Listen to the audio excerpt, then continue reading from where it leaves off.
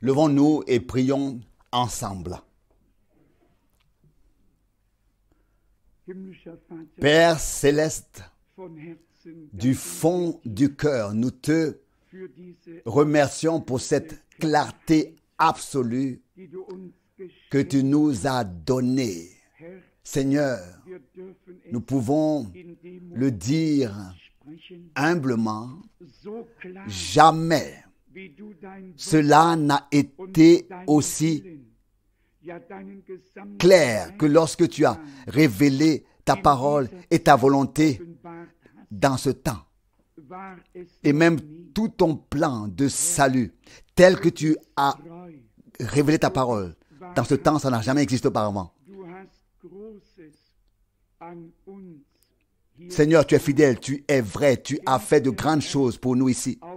Seigneur bien-aimé, cet après-midi, encore nous nous attendons à ce que tu sois présent. Et nous le croyons, car tu l'as promis. Et ce que tu nous dis, tu le tiens certainement. Nous plaçons consciemment cette réunion sous la couverture du sang de l'agneau de Dieu. Consciemment, sous la direction, la conduite directe du Saint-Esprit. Accorde ta grâce pour parler et ta grâce pour écouter.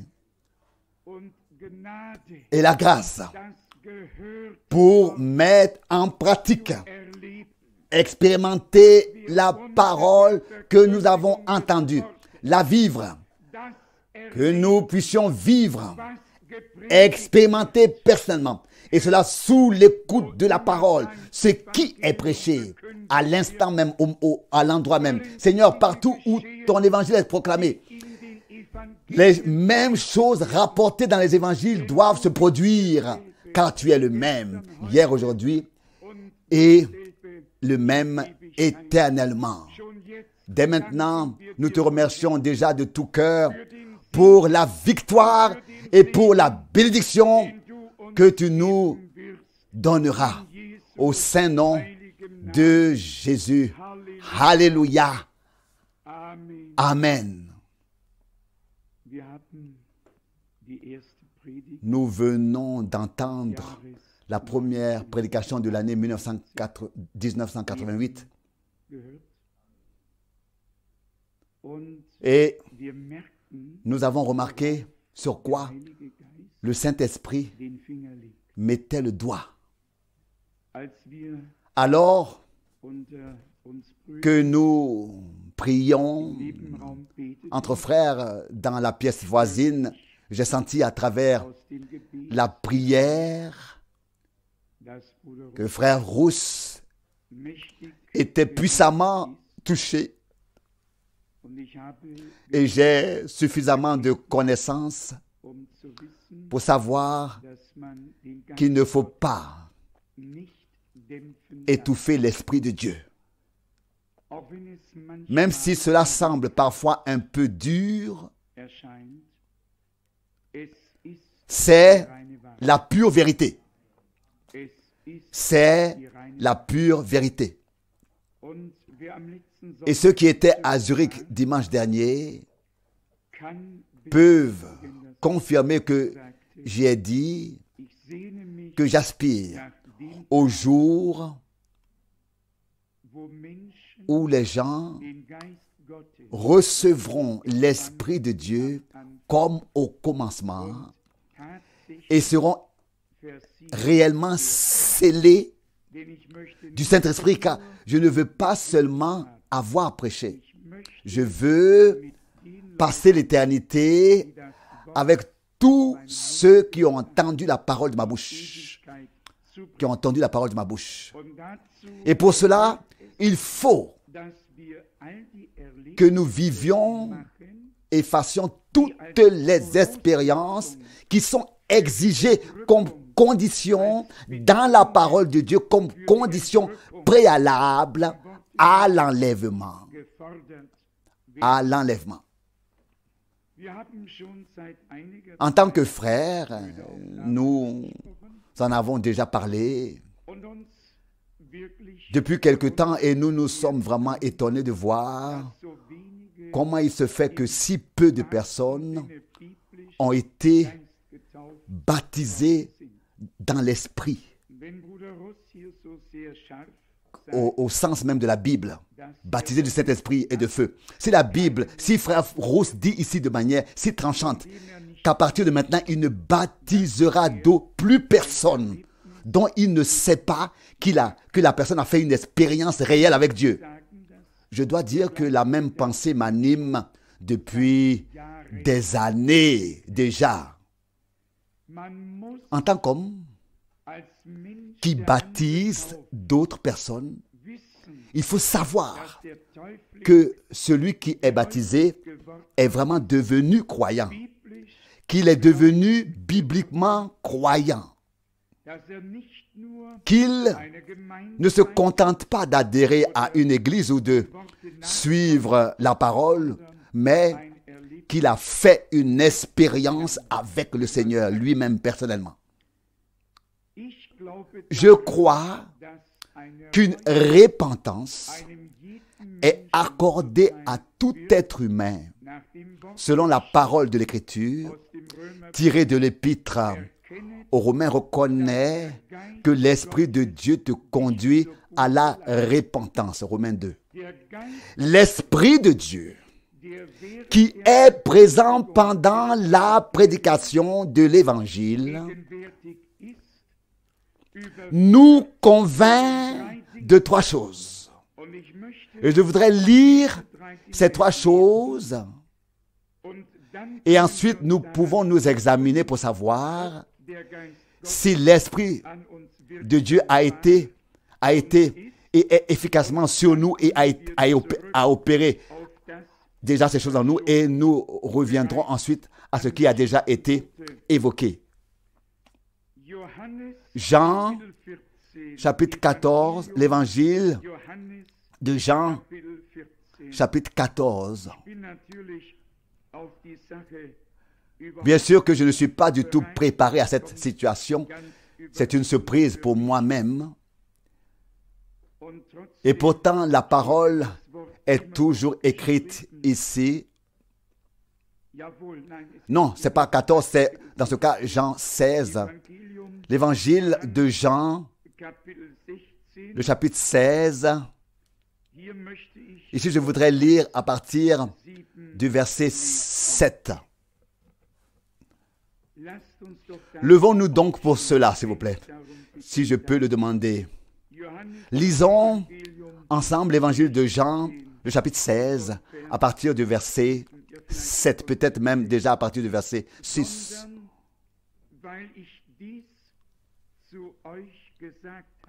Jean 16, verset 6. Mais parce que je vous ai dit ces choses, la tristesse a rempli votre cœur.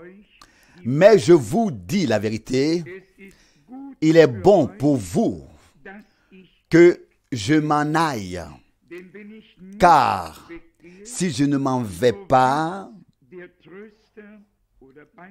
celui qui vous aide ne viendra pas à vous. Mais alors le consolateur ne viendra pas à vous. Mais si je m'en vais, je vous l'enverrai. Maintenant, écoutez exactement. Et quand il sera venu, il ouvrira les yeux du monde sur le péché. Ça, c'est la première chose. Il ouvrira les yeux du monde sur le péché. Deuxième chose. Et sur la justice. Et troisième chose. Et sur le jugement.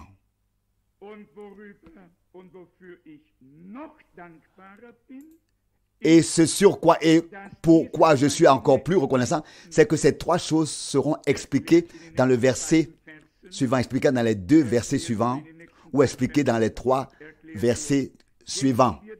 Pensons-y. Et il ouvrira les yeux du monde sur le péché, sur la justice et sur le jugement. Sur le péché, le verset 9, parce qu'ils ne croient pas en moi. Sur la justice, que je vais au Père et que désormais vous ne me verrez plus. Sur le jugement, que le prince de ce monde est jugé. Amen. Vous pouvez vous asseoir.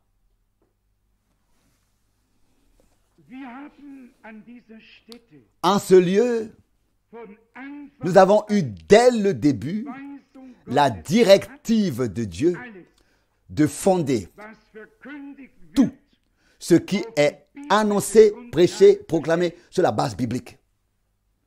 Fondamentalement, tout. Ici, les opinions ne comptent pas.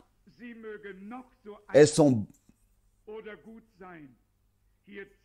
Peut-être, elles peuvent être bien, être anciennes ou bonnes. Ici, seule la parole de Dieu compte.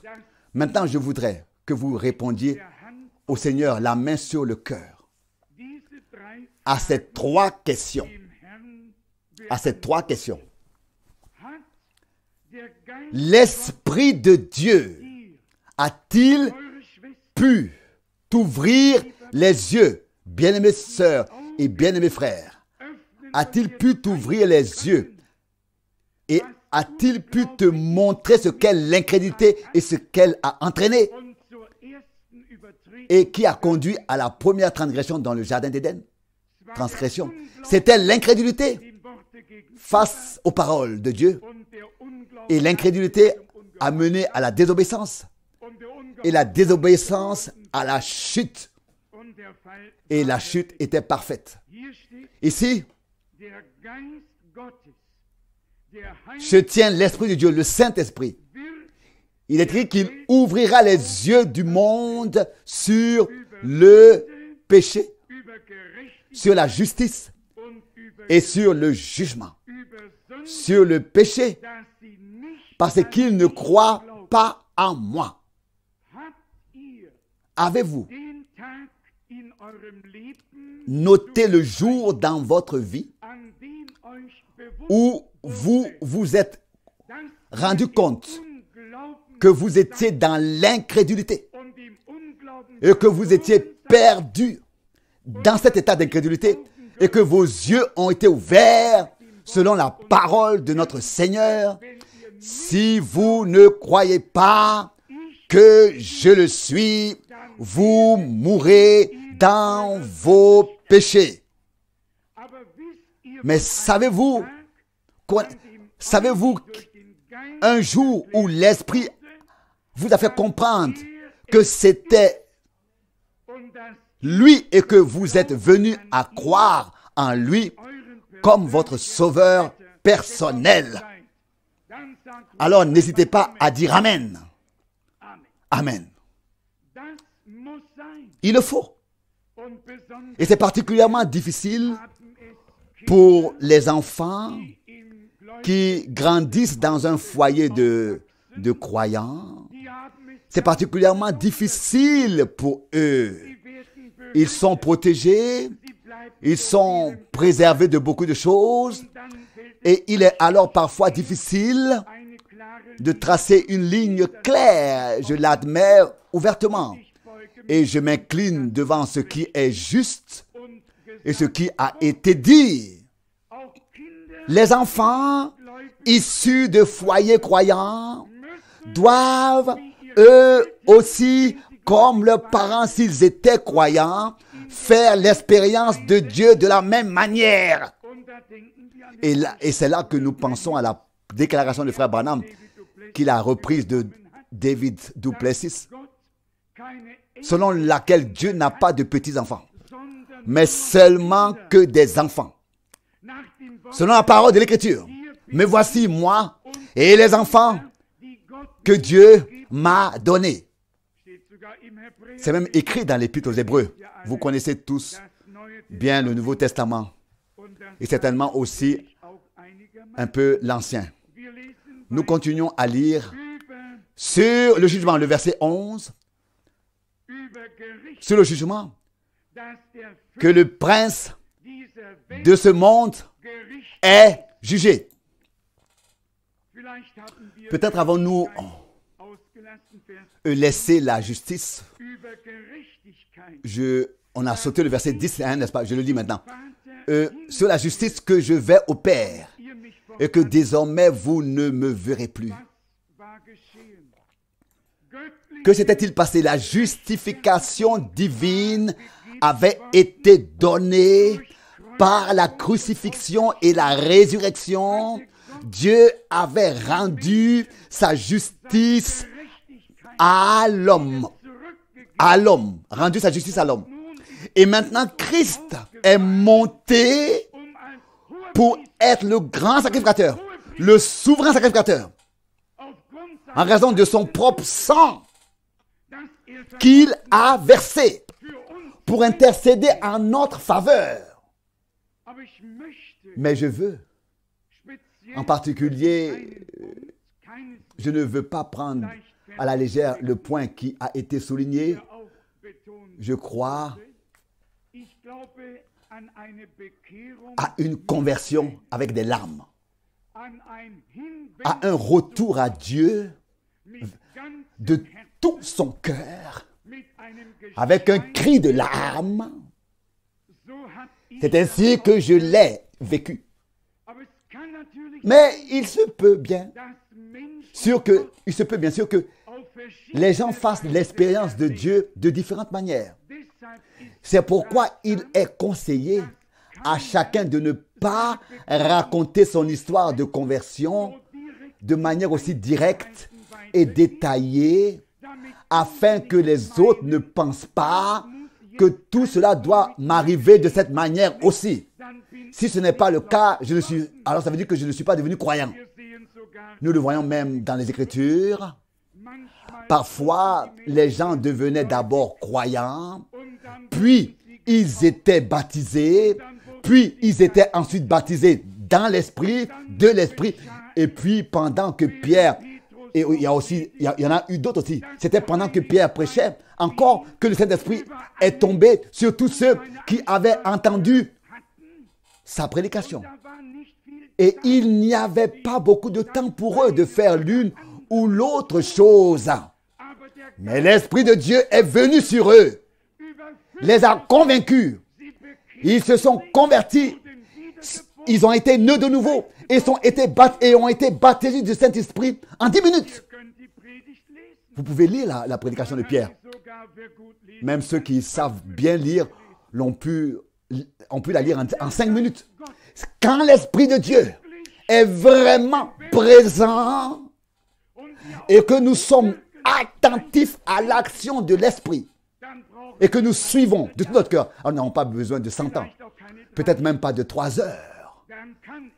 Alors, cela peut se faire en quelques minutes avec nous. Mais j'aime me souvenir bien moi-même des moments où nous étions effectivement en prière jusqu'à 1, 2 ou 3 heures du matin. Nous étions dans la prière. Jusqu'à ce que nous ayons fait l'expérience de Dieu. Il y a effectivement eu des moments où l'on ne regardait pas à l'heure. Mais on s'attendait au Seigneur jusqu'à qu'il réponde. Et s'il ne répondait pas, on ne pouvait pas se lever. On ne pouvait pas partir sans avoir rien reçu. Et j'aimerais que l'esprit de grâce et l'esprit de la prière se déverse sur nous comme il se déversera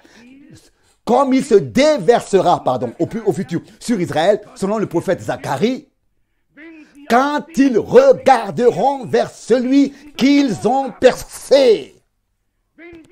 Quand nous regardons à celui qui a été percé pour nous, et si nous savons ce qu'il a pris sur lui, tout ce qu'il a enduré, alors l'esprit de grâce et de repentance.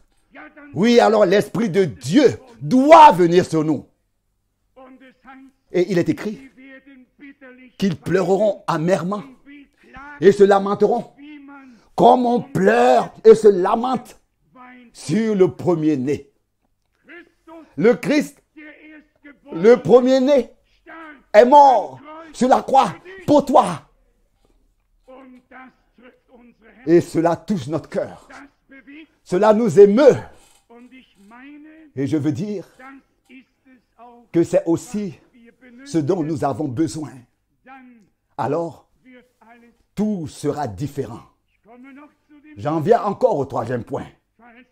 Si le deuxième, au cas où le deuxième serait totalement éclairci, sur la justice.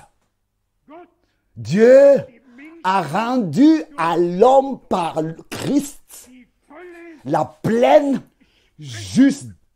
juridiction et la justice divine. Notre justice, notre propre justice est comme un vêtement souillé. Mais la justice de Dieu que nous avions reçue par Christ est la droiture des saints. Il rendra justice aux saints. Et je vais vous le lire dans l'Apocalypse, probablement au chapitre 19. Comme je l'ai dit, je ne suis pas du tout préparé à cela. Cela doit être écrit ici quelque part. Apocalypse, chapitre 19. Et pensez à cela. Rappelez-vous, c'est ici que l'on décrit, que l'épouse est décrite au festin des noces de l'agneau. Je lis, oui, à partir du verset 6. Et j'ai entendu un bruit semblable au cri d'une foule nombreuse, semblable au bruit des grandes eaux et au fracas de forts tonnerres, tandis qu'ils criaient « Alléluia ! Le Seigneur, notre Dieu, le Tout-Puissant, est entré dans son règne. Réjouissons-nous et soyons dans l'allégresse et donnons-lui la gloire, car les noces de l'agneau sont venues et son épouse s'est préparée. Et il lui a été donné de se revêtir d'un fin lin éclatant, pur, car le fin lin, ce sont les œuvres saintes, les œuvres justes des saints. Amen. Cette troupe dans le ciel, l'épouse de l'agneau, a reçu la justice divine, en a été même revêtue. Beaucoup se demandent ce qu'est le vêtement des noces. Vous l'avez ici. La justice de Dieu lui-même. La justice divine, selon la traduction, les actes, les œuvres justes des saints ou la justice de Dieu. Mais nous l'avons ici. La foule vêtue de blanc a été convaincue par l'Esprit de Dieu du péché, d'incrédulité, convaincue de la justice et du jugement. Et en quoi consiste le jugement? Nous allons le lire dans l'évangile de Jean, de nouveau, au chapitre 16. Ici, il est écrit, oui. Le verset 11, Jean 16, sur la justice que le prince de ce monde est jugé. Amen. Il y a des croyants qui parlent toujours de vouloir ou de devoir affronter le diable. Affronter le diable. Je ne suis pas de ceux-là. Je fais partie de ceux qui croient que Jésus-Christ est venu comme la semence de la femme et qu'il a écrasé la tête du serpent. Je suis de ceux, comme frère Branham l'a dit hier, louez Dieu pour cela. Il a dit que le serpent d'airain représentait le péché jugé. Remarquez-vous à quel point l'Esprit de Dieu est allé loin là. Dieu nous a ouvert les yeux aussi sur le jugement que le prince de ce monde a été jugé, est jugé, et que Jésus-Christ est sorti vainqueur de Golgotha comme fils de Dieu. Ce sont des choses qui nous touchent et nous émeuvent au plus profond de nous-mêmes. Je ne fais pas non plus partie de ceux qui veulent rectifier quelque chose depuis devant la chair ici, mais je fais partie de ceux qui lisent les Saintes Écritures et cela dans leur contexte afin de savoir à qui elles s'adressent et dans quel contexte les choses sont écrites. En lisant les Saintes Écritures, il faut toujours veiller à savoir à qui quoi a été adressé. C'est absolument essentiel. Celui qui lit les Saintes Écritures sans savoir à qui le Seigneur s'adresse, prendra parfois la tête dans ses deux mains, se désespérera et perdra tout espoir. Mais celui qui sait à qui le Seigneur a dit quoi, ou Jean par exemple, alors nous sommes aidés. Il y avait en effet ceux que le Seigneur avait appelés à lui en disant: venez à moi, vous tous qui êtes fatigués et chargés, je vous donnerai du repos pour vos âmes. Et puis vous pouvez lire Matthieu 23, comment il donne vraiment aux scribes, de la nuque jusqu'au talon, et dit: malheur à vous, hypocrites. Et ensuite tout le registre vient un par un. Et lorsqu'il se tourna vers la foule, le peuple l'a préoccupé. Il était... ici, en lisant les Saintes Écritures, nous distinguons de quoi il s'agit. Il a eu de la compassion pour le peuple. À qui l'on s'adresse ici? Je vais vous le lire. Qui est adressé ici? Car le Seigneur lui-même a rendu témoignage à ce sujet dans Luc 7. Dans Luc 7. Ici, notre bien-aimé Seigneur a parlé et a rendu témoignage du ministère de Jean-Baptiste et a clarifié ce qui s'était passé. Je lis de Luc 7 à partir du verset 26. Mais pourquoi êtes-vous sortis? Vouliez-vous voir un prophète? Oui, je vous le dis. Plus encore qu'un prophète, c'est celui au sujet duquel il est écrit: voici que j'envoie devant moi mon messager qui préparera ton chemin devant toi. Écoutez maintenant attentivement. Oui, je vous le dis. Parmi ceux qui sont nés de femmes, il n'y en a pas de plus grand que Jean, mais le plus petit dans le royaume de Dieu est plus grand que lui. Et au prochain verset, nous lisons l'explication de ce que nous venons d'entendre. Le verset 29 et aussi le verset 30, vous pourriez le souligner vraiment bien, fort. Au verset 29, et tout le peuple qui l'entendait, même les publicains, firent la volonté de Dieu en se faisant baptiser du baptême de Jean. Mais les pharisiens et les docteurs de la loi ont rejeté le conseil de Dieu de salut pour leur personne en ne se faisant pas baptiser par lui. Avez-vous remarqué de quoi il s'agit ici?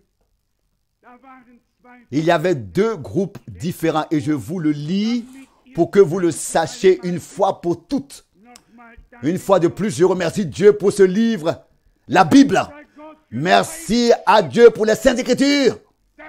Merci à Dieu de nous parler par sa parole. Je suis convaincu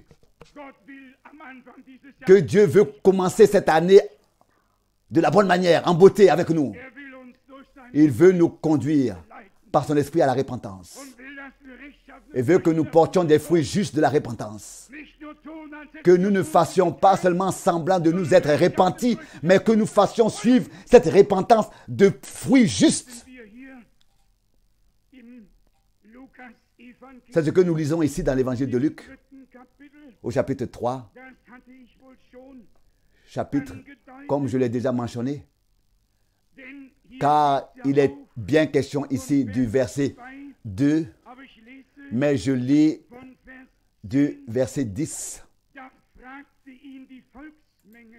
La foule l'interrogeait, disant, « Que devons-nous donc faire ?» Il leur répondit, « Que celui qui a 2 tuniques partage avec celui qui n'en a point, etc. » Vous connaissez les versets, les passages.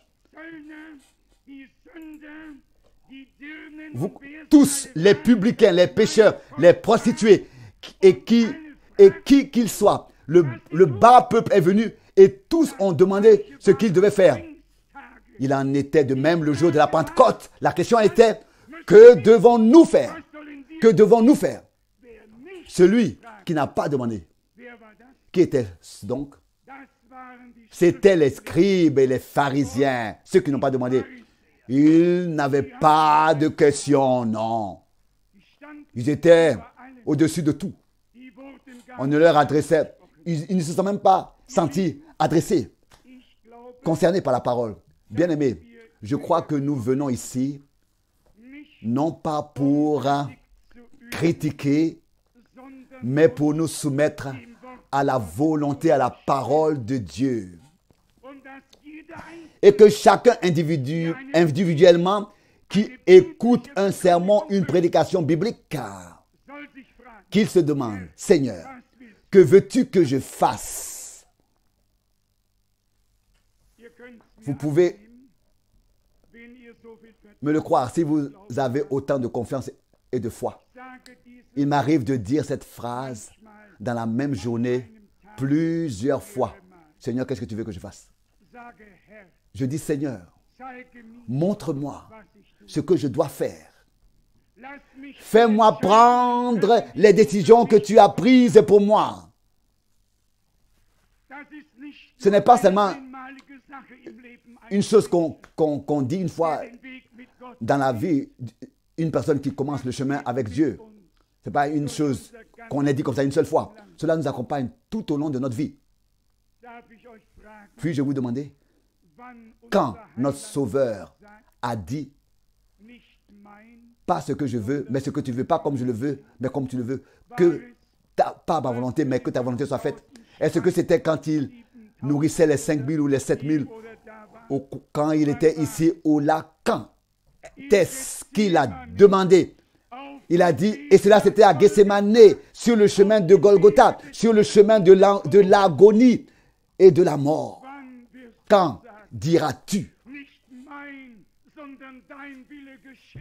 Pas ma volonté, mais que, voilà, que ta volonté soit faite. Quand tu seras prêt à mourir avec lui et à vivre, et à mourir avec lui, pour vivre pour lui et avec lui. Là aussi, nous devons voir où quoi a été dit et dans quel contexte cela a été dit.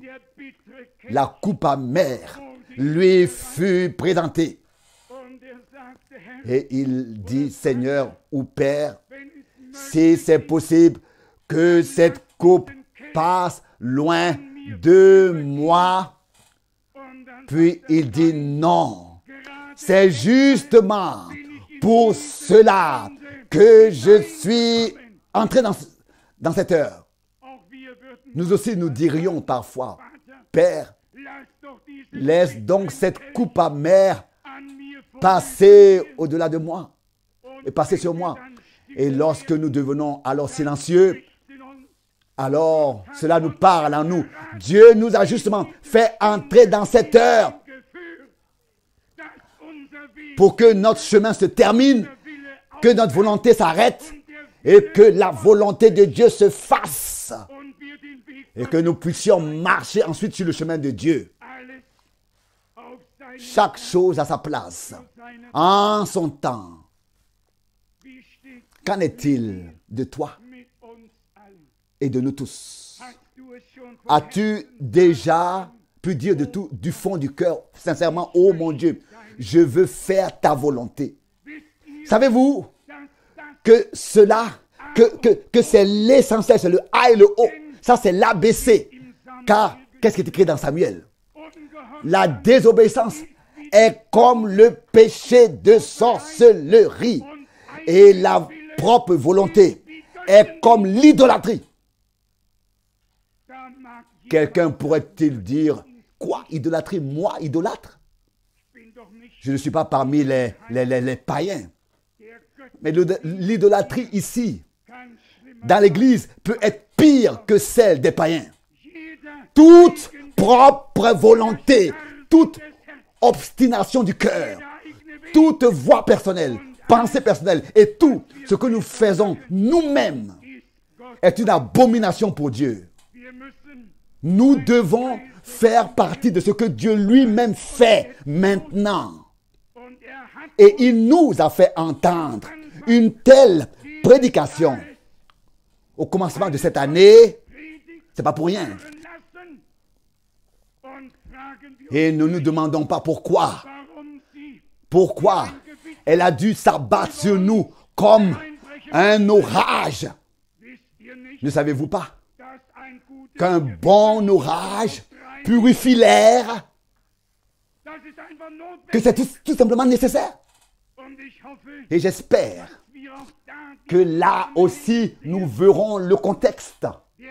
L'Esprit de Dieu conduit à la repentance, au repentir, au regret, à la conversion, à revenir à Dieu. C'est l'Esprit de Dieu qui convainc du péché pour que cela soit possible, de ne pas avoir cru en lui, comme l'a dit l'Écriture. Ce même Esprit de Dieu nous convainc ensuite que la justice de Dieu nous a été de nouveau rendue. Et je vais vous dire ce qui se passe alors. En gros, je peux vous décrire en fait une conversion.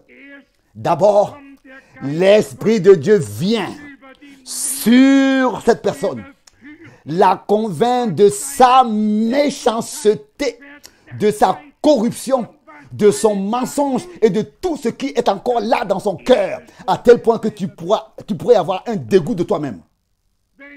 Si je pouvais ici faire passer sur mes lèvres les paroles que je me suis déjà données, attribuées à moi-même comme titre, parfois à l'heure de l'introspection, de l'examination de soi-même et de la pénitence, de la repentance, alors vous sortirez tous. Mais un homme qui est vraiment dans la présence de Dieu, avec lui c'est fini. Avec lui c'est fini. Il ne peut plus. Qu'a dit le prophète Ésaïe lorsqu'il était dans le sanctuaire de Dieu? je suis un homme aux lèvres impures et j'habite au milieu d'un peuple aux lèvres impures. Cela s'était fait avec lui. Oh Dieu, place-nous dans ta présence pour que nous voyions qui nous sommes, pour que nous puissions voir aussi qui tu es et ce que tu as fait de nous. Le deuxième, quand nous traversons cette première procédure, la deuxième chose, quand nous traversons cette première procédure, ce premier processus, et que nous, et pour le remettre sur un fondement biblique, je lis Romains 7. Ne pensez pas que les serviteurs de Dieu ont marché sur cette terre comme des saints, comme des saints de glace, comme s'ils planaient au-dessus de toutes choses. Dans Romains 7, Paul a fait une confession que tout homme qui devient croyant doit faire. C'est un passage obligé, il n'y a pas un autre chemin. Peut-être dois-je le lire ici pour que vous sachiez que l'orage ne vient pas de l'estrade, ne vient pas de la chair, mais que l'orage a été provoqué par Dieu, par sa parole et par son Saint-Esprit. Romains, chapitre 7. Vous pouvez lire beaucoup. Moi, je vais lire seulement à partir du verset 16. Oui, peut-être même à partir du verset 15. Oui, toutes mes actions me sont incompréhensibles. Qui a déjà dit cela? Qui a pu déjà dire cela? Qui a pu déjà dire cela? Cela vous est déjà arrivé? Il y a très peu d'amen. Mais aujourd'hui, tous vont le dire. Quand l'Esprit de Dieu vient sur un homme, tu es dépouillé. Tu es dépouillé. Il n'y a alors plus de retouche ni de maquillage. Tu es alors tel que tu es devant le Seigneur. Non pas sur la scène, mais dans le public. Nous dirons ici, oui, toutes mes actions me sont incompréhensibles.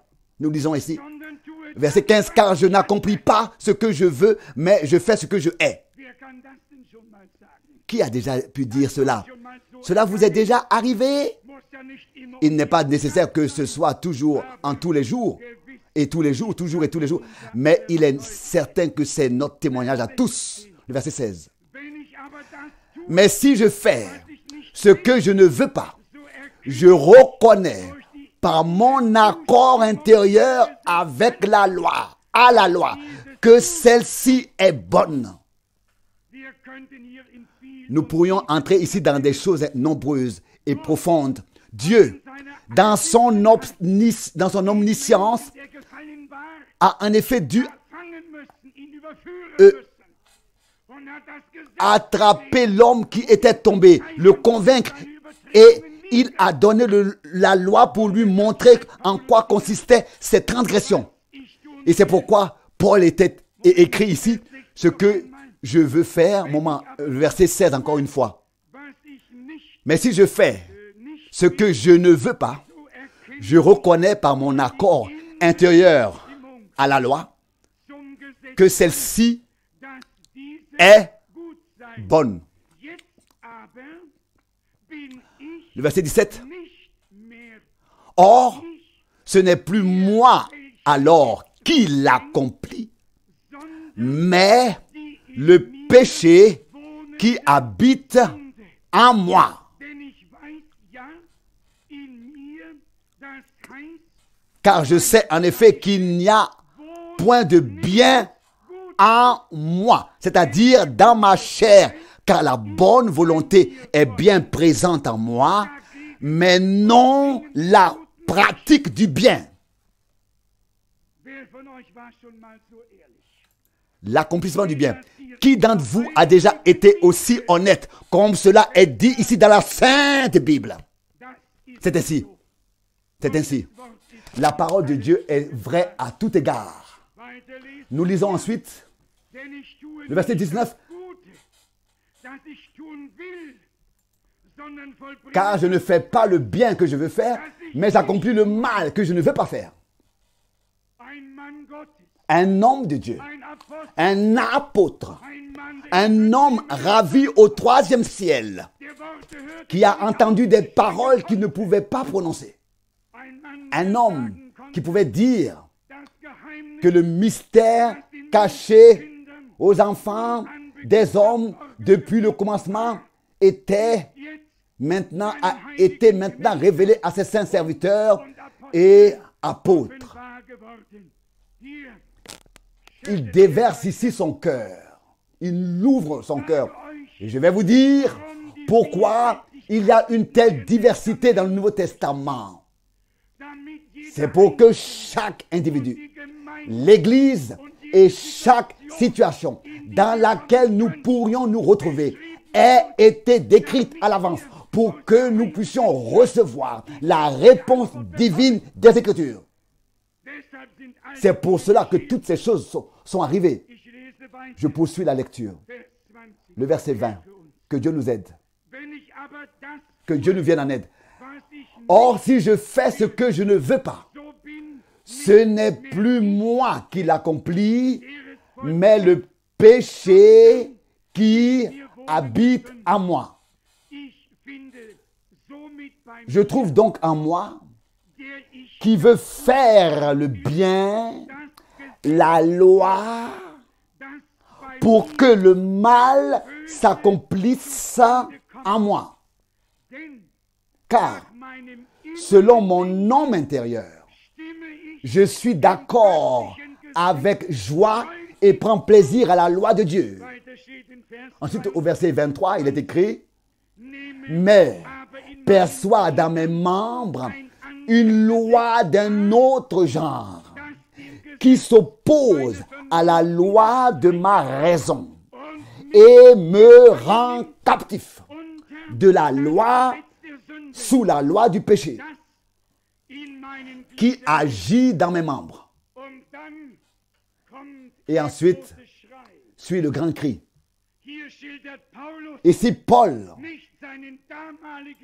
ne décrit pas son état d'esprit de l'époque. Il rassemble presque tout ce qui va de pair avec une conversion biblique. Puis il s'écrie, « Oh, misérable que je suis », le verset 24, « qui me délivrera du corps de cette mort. » Ne savait-il rien de la rédemption? Oh oui. Mais il décrit ici ton parcours et le mien, ta situation et la mienne, ton combat et le bien, et le mien, pardon. Combien de personnes ont été dans le même cas, parfois honteuses, non seulement devant Dieu, mais aussi devant les hommes, et heureuses que personne ne l'ait vu ou entendu et l'ait su. Et que disons-nous alors? Je ne veux pas prononcer les mots ici, n'est-ce pas? Restons au cri désespéré. Oh, misérable que je suis, le verset 24. Qui me délivrera du corps de cette mort? A-t-il voulu mettre fin à tout cela? Non. Ce n'est pas la fin. C'est la fin du repentir, du regret, de la conversion intérieure. Tout est bouleversé et renversé sur la tête. Tu cries, oh, misérable que je suis. Qui me délivrera du corps de cette mort? Vous savez comment frère Branham appelle ce corps? Une maison de peste. Une chose qui pue à des lieux à la ronde. Oh, misérable que je suis, qui me délivrera du corps de cette mort? Cher cœur, si tu as écouté jusqu'ici, écoute aussi ce qui est écrit maintenant. Grâce soit rendue à Dieu. C'est accompli par Jésus-Christ notre Seigneur. C'est accompli. C'est écrit ici, au verset 25. Cette délivrance est accomplie par Jésus-Christ notre Seigneur. Il a décrit intérieurement par l'Esprit de Dieu tout le parcours d'une véritable conversion. Jusqu'à ce moment-là, oh, j'étais malheureux, misérable. Je suis vendu au péché. Je suis perdu en vain. Tous mes efforts ont échoué. Je n'en peux plus. Et alors vient le cri. Grâce soit rendue à Dieu. C'est accompli par Jésus-Christ, notre Seigneur. Alléluia. Loué soit le Dieu vivant. Je sais que Dieu peut faire descendre le marteau. Mais ensuite, quand les blessures ont été faites,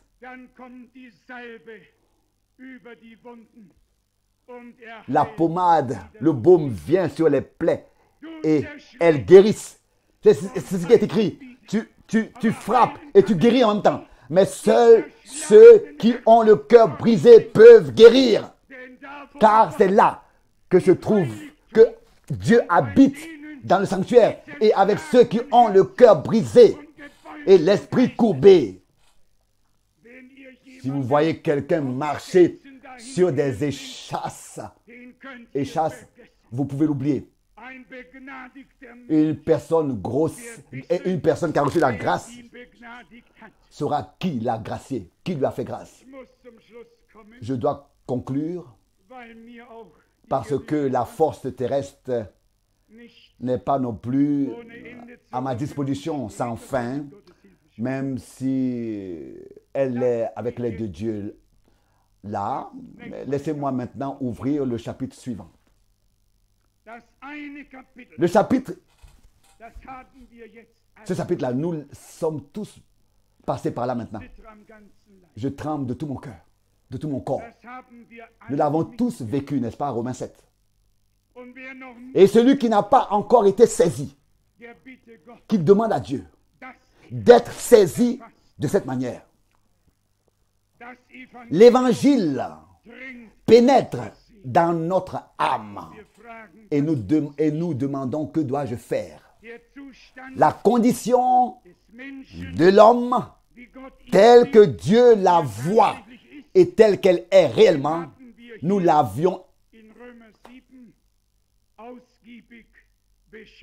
amplement décrite ici en Romains 7 jusqu'au point « Ô moi misérable, qui me délivrera du corps de cette mort ?» Je veux faire le bien de tout mon cœur. Je suis d'accord avec Dieu et sa parole. Et je remarque toujours que je manque de le faire. Que j'arrive pas à le faire. Dans la réalité, il y en a alors qui ont presque envie d'abandonner. Avant de lire le chapitre 8, permettez-moi de vous citer la parole de la première épître de Jean. Nous avons un avocat auprès du Père. Aucun homme qui a reçu la grâce n'a besoin de se décourager. Aucun de ceux qui ont mis leur espérance en Dieu par Jésus-Christ, notre Seigneur, n'ont besoin de se décourager. Et aucun de ceux qui sont tombés n'ont besoin de rester couchés. Lève-toi au nom du Seigneur et va de l'avant avec ton Dieu.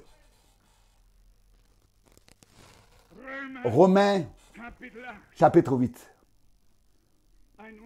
Une différence comme le jour et la nuit. Au verset 1, il n'y a donc maintenant aucune condamnation pour ceux qui sont dans le Christ Jésus. Ceux qui ne marchent plus selon la chair, mais selon l'esprit. Pour ceux qui sont dans le Christ Jésus. Alléluia!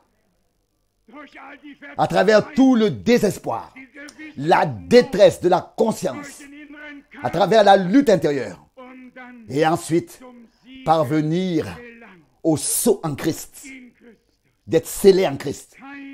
plus de condamnation alors. Car, le verset 2, la loi de l'esprit de vie dans le Christ Jésus nous a libérés de la loi du péché et de la mort. Gloire à Dieu. Si cela n'est pas l'évangile, la délivrance, alors je ne sais pas ce qu'est l'évangile. Si nous n'avons jamais pu faire l'expérience de Dieu, c'est aujourd'hui. Aujourd'hui, qu'avons-nous dit hier ou avant-hier? Il y a des moments où le temps est proche et se rapproche de plus en plus. Et soudain, le temps n'est pas seulement proche, tout à coup, il est là. L'heure de Dieu est arrivée pour que nous puissions tous passer par une conversion biblique vraie jusqu'à ce que nous ayons fait l'expérience de Dieu selon les modèles Christ et les modèles chrétiens primitifs des actes des apôtres et que personne n'ait plus besoin de poser des questions à l'autre. Crois-tu que je suis converti? C'est effectivement le cas, il y en a. Celui qui doit encore demander s'il est converti n'est probablement pas converti. Celui qui doit encore demander s'il est né de nouveau n'est probablement pas né de nouveau. C'est volontairement que je ne le dis pas à haute voix. De telles exhortations et mises en garde présentes sont plus appropriées lorsqu'elles sont dites avec amour, mais avec sérieux.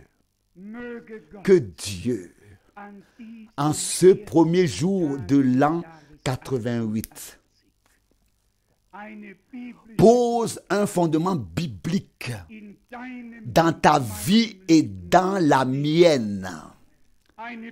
Qu'il accorde une repentance, un regret et un repentir biblique, une conversion biblique, une nouvelle naissance biblique, jusqu'au baptême du Saint-Esprit biblique, où nous n'aurons plus besoin d'aider, mais où le rugissement viendra du ciel, le vent tumultueux, et où le Seigneur se manifestera parmi les siens. Jean a renvoyé les gens qui n'étaient pas du tout prêts à se repentir. Il a dit, même serpent, race de vipère, qui vous a donné la pensée que vous échapperiez à la colère à venir, que vous échapperez à la colère à venir. Portez des fruits vertueux de la repentance. Et comme nous l'avons lu, notre Sauveur a, n'est-ce pas, repris ce ministère de Jean-Baptiste et l'a ensuite décrit de manière très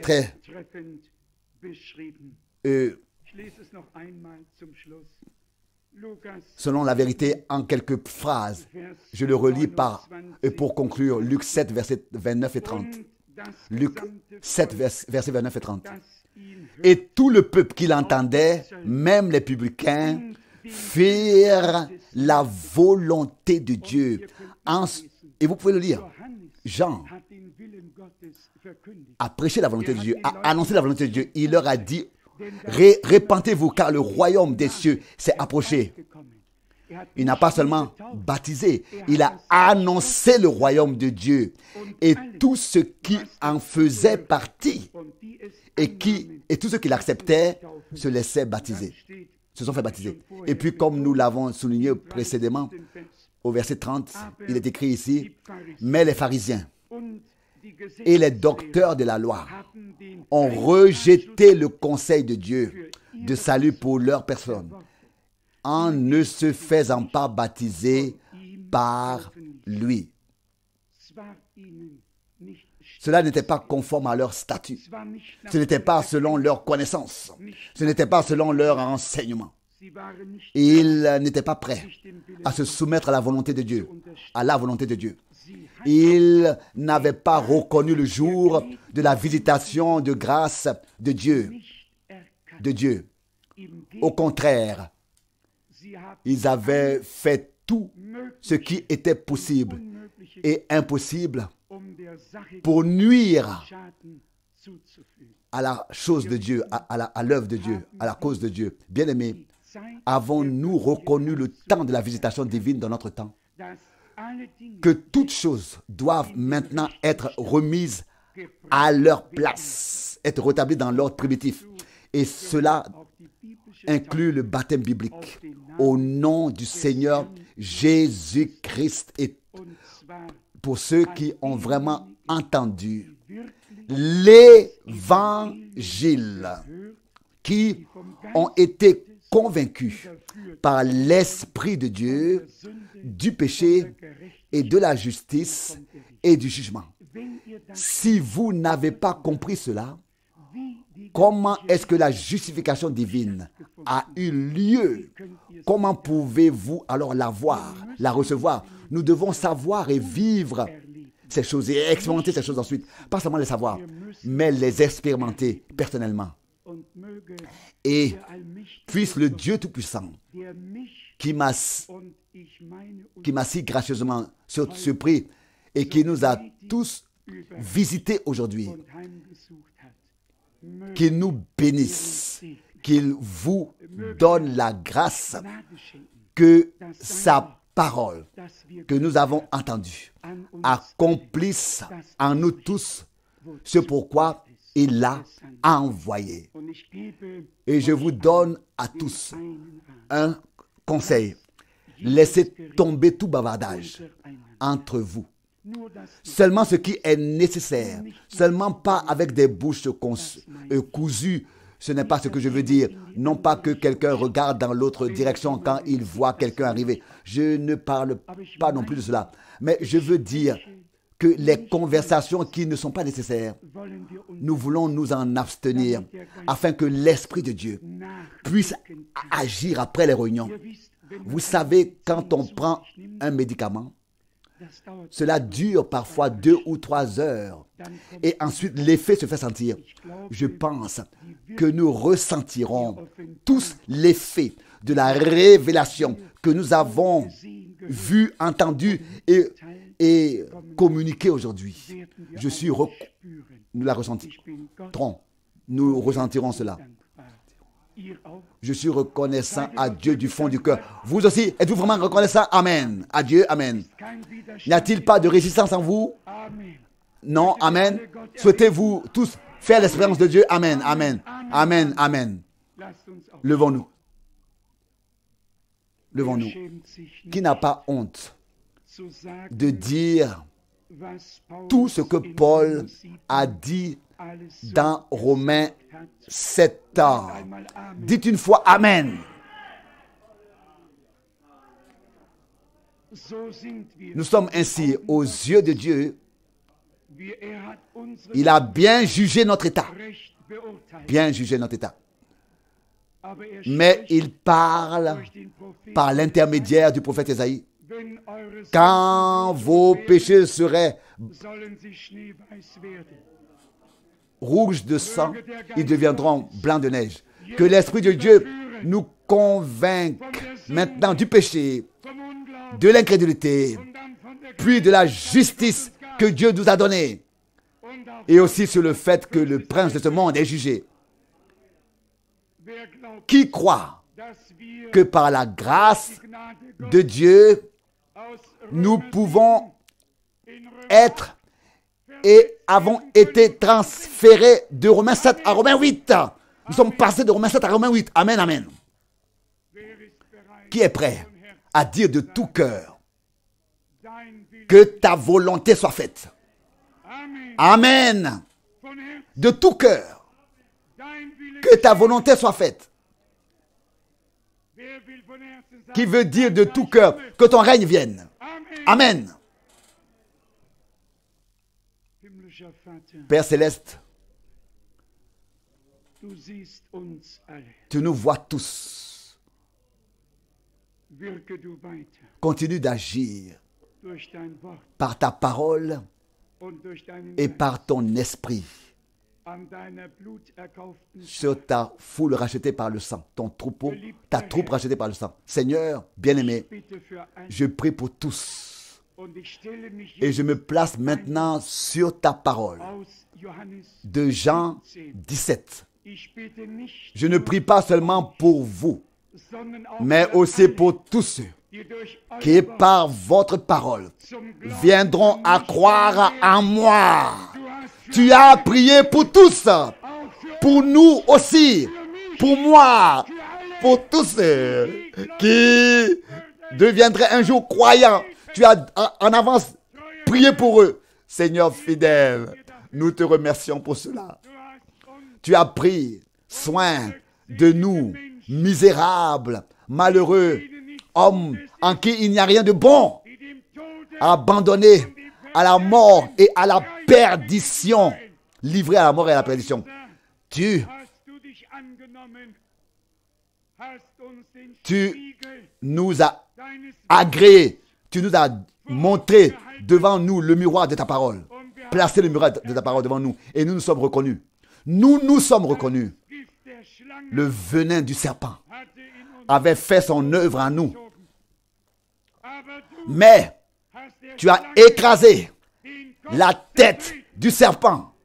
Und wie Et Mose comme Moïse die Schlange a élevé le serpent alle diese et que tous ceux qui le regardaient vivaient, du ainsi Lamm tu Gottes as été élevé am Kreuz comme fils, comme agneau de Dieu, pardon, sur la croix. Nous levons les yeux vers toi, der Schlange qui a écrasé la tête du serpent und das Gift et der Sünde en a retiré le poison du péché, herausgezogen. l'aiguillon du péché, le poison du péché, l'aiguillon de la mort. Tu as jeté, Gerichtet tu as jugé, pardon, le prince de ce monde. es, Tu as dit, ich habe den Satan j'ai vu Satan tomber du ciel comme un éclair. stürzen gesehen. Halleluja. Alléluia. Oh, Oh mon Dieu, Dank sei rendons grâce für den Sieg pour la victoire de Golgotha. À toi soit la reconnaissance. Satan gestürzt. est tombé. Die Hölle L'enfer überwunden. est vaincu. Der Tod, La mort est vaincue. die Sünde. Le péché est pardonné. Halleluja. Alléluia. Herr, Seigneur, du hast neues tu as mis en lumière Licht une vie nouvelle durch par die Auferstehung la résurrection aus. d'entre les morts. Oh, Oh Dieu, was hast du uns que de bien tu nous as fait aujourd'hui. Halleluja. Alléluia. Halleluja. Alléluia. Halleluja. Alléluia. Preis, Loué soit Dieu. preis. Loué soit Dieu. Du hast uns Tu nous as fait beaucoup de bien viel Gutes. aujourd'hui. Du hast Tu uns nous gezeigt, as montré dass wir que mit nous dir devions être crucifiés avec toi. Du hast uns als Schuld Tu nous as déclarés coupables. und dann Puis freigesprochen. tu nous as acquittés. Oh Gott, Oh Dieu, nur wer délivrés, unschuldig déclarés libres. Seul celui qui se déclare coupable, und qui sait et qui est légitimement condamné, peut recevoir ensuite la grâce de Dieu et être acquitté et déclaré libre. Seul celui qui se reconnaît perdu peut être sauvé. Herr, Seigneur, lass die Ursprünge faire revenir la prédication originelle dans l'église. mein Gott, Mon Dieu, je t'en prie. rüste Brüder aus, Équipe, revêt des frères comme évangélistes Feuer, de feu et d'esprit.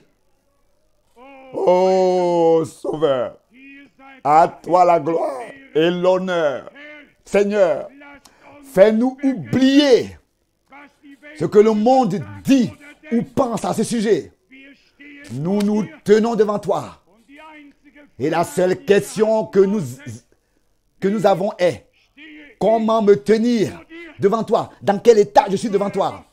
Dieu fidèle, ich dich herab, abaisse-toi, wenn du uns tourne vers nous ta face segne Bénis, Seigneur, ton héritage. Alléluia. Oh Dieu. Oh Dieu. Laisse luire. Élevez toutes vos voix et remerciez le Dieu vivant. Alléluia. Alléluia. La liberté à ceux qui sont liés. La délivrance. La liberté de proclamer.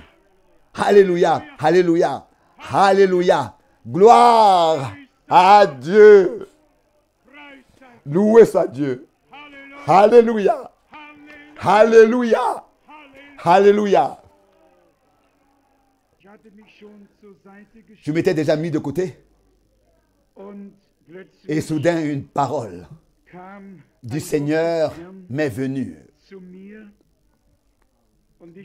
Et je veux lire les passages de l'Écriture avec foi, avec la confiance que Dieu nous donnera une année de visitation pleine de grâce divine comme nous n'en avons jamais vu ni vécu. Encore jamais vu ni vécu. Vous connaissez tous l'Ancien Testament concernant l'année de l'année du jubilé jusqu'à lorsque 49 ans étaient passés, 7 fois 7, puis venait la 50e année et c'était une année de jubilé. Notre Seigneur a lu cette parole dans Luc 4. Mais je lis d'abord dans Ésaïe 61. Et je vous demande tous, placez-vous sur cette parole pour expérimenter ce qui a été dit à l'avance ici, prédit et promis. L'Esprit de l'Éternel Dieu est sur moi, parce que l'Éternel m'a oint pour porter un joyeux message aux affligés. Avons-nous entendu cela? Parce qu'il m'a envoyé pour panser ceux qui ont le cœur brisé, pour proclamer aux captifs la délivrance et aux enchaînés la libération. Maintenant suit. Pour publier une année de grâce de l'Éternel. Je vous lis ce verset que mon Seigneur a lu dans le Nouveau Testament, dans Luc, chapitre 4, verset 17. On lui remit le livre du prophète Ésaïe. Et quand il eut roulé le livre, il tomba sur l'endroit où il est écrit: L'Esprit du Seigneur est sur moi parce qu'il m'a oint pour porter le joyeux message aux pauvres. Il m'a envoyé annoncer aux captifs la délivrance et aux aveugles le recouvrement de la vue, aux opprimés la libération, pour proclamer une année de grâce de la part du Seigneur.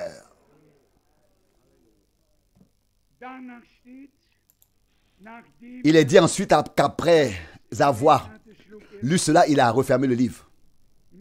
C'est tout ce que nous avons besoin de lire aujourd'hui. Croyons de tout cœur que cette année est une année de grâce, une année de jubilé, au cours de laquelle tous pourront sortir librement, revenir à ce qui leur appartient, tout lien, tout asservissement, tout ce qui peut exister dans notre vie, que nous puissions proclamer cette année de grâce dans la foi et la vivre. Que ceux qui sont liés soient libérés. Que ceux qui sont enchaînés soient déliés. Pouvez-vous le croire? Jésus-Christ est le même, hier, aujourd'hui et éternellement. Je dis qu'il a ouvert le livre à la bonne place. Amen. Amen.